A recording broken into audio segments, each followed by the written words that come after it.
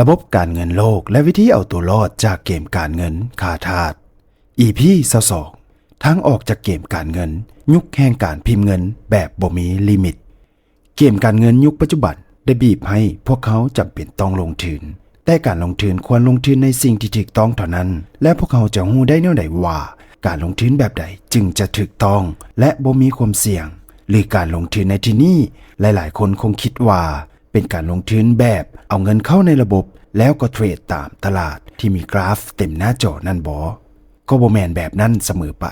มันขึ้นกับความถนัดความรู้ความเห็นของแต่ละคนว่าจะเลือกแบบใดเพราะการลงทุนบ่ว่าจะเป็นการซื้อหุ้นการซื้อดินการซื้อคำรวมถึงการลงทุนในคริปโตเคอเรนซีก็ล้วนแล้วแต่แม่นการลงทุนทั้งหมด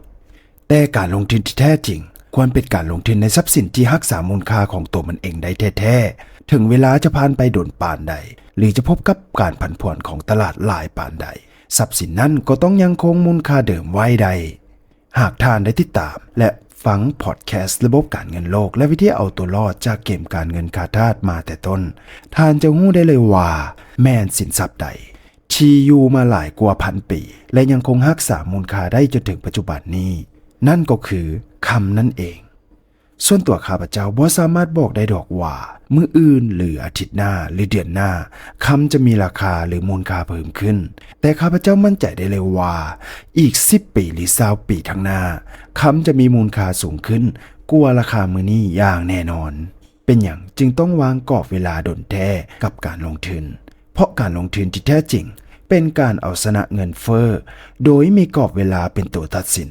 แม้แต่ท่านเห็นนักลงทุนที่ลงทุนในดินใจกลางเมืองที่มีทำเลดีที่สุดก็ยังจำเป็นต้องถือครองไว้เป็นเวลา10ปีขึ้นไปจึงเหมาะสมในการที่จะขายออกเพื่อสร้างกำไรเห็นแล้วบ่ว่าเป็นหยังคนรวยจึงได้เปรียบในการลงทุนในทรัพย์สินต่างๆเพราะพวกเขา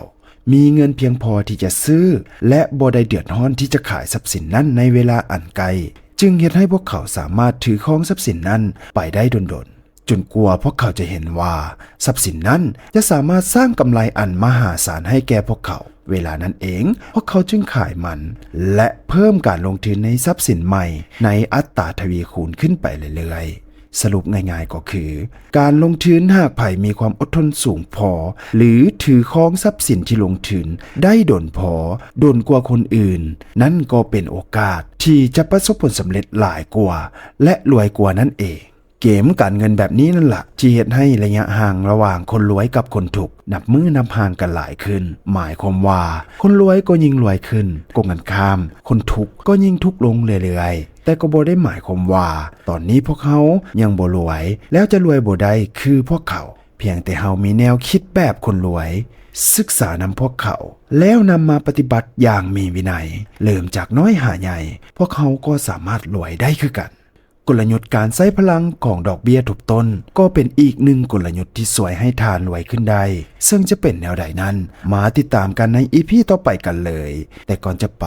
ฝากทานกดไลค์กดแชร์กดหัวใจเพื่อเป็นกำลังใจให้ทางช่องดร. Financial Tutor หรือท่านสนใจเรื่องใดตื่มสามารถคอมเมนต์ไว้ก้องวิดีโอนี้ได้เลยแล้วทางแอดมินจะเข้ามาตอบให้ทาน